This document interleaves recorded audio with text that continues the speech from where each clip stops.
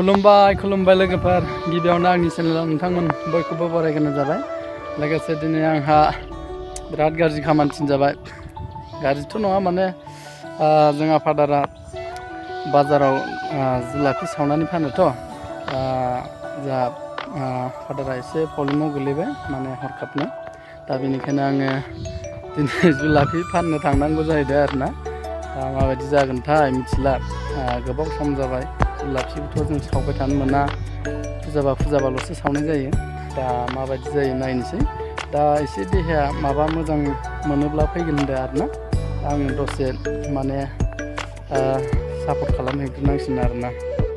दा माबायदि जायो नोंथांमोना नायलां लामायाबो जि गाज्रि लोगोफोर हनै नायलाय जि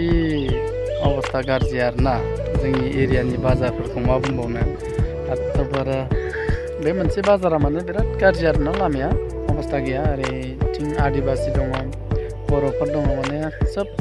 जाथिफ्रानो बेयाव लगाय मोन्देर जानानै नैबे हाथाइखौ माने पार्टिसिपेट खालामो आरोना बयबो दा बिराद खस्थ'नि गेजेरजोंब्लाबो फैबाय आरोना लामा अ माय गड लामाया नै माबायदि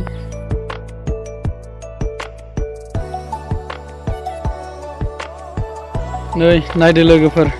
दिनैनि जा शुक्रबार मार्केट बेयाव फैनो थाखाय माबायदि अबस्था लामा बारबोनांगौ जायो नायलाय गिलु फालुनि बेजों फैनांगौ आरोना मासेबां आनडेभेलप जायगा जाखो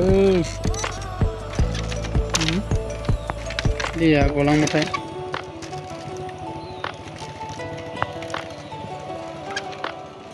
लोगोफोर जुलाफिखौ आङो सावनाय नायनो आरोना दायो दा माबायदि जायो नायनोसै नोंथांमोनहा नायदो माबायदि जायो एसेबां सावबाय थानाय जाया नालाय आङो माबायदि जायो नायनोसै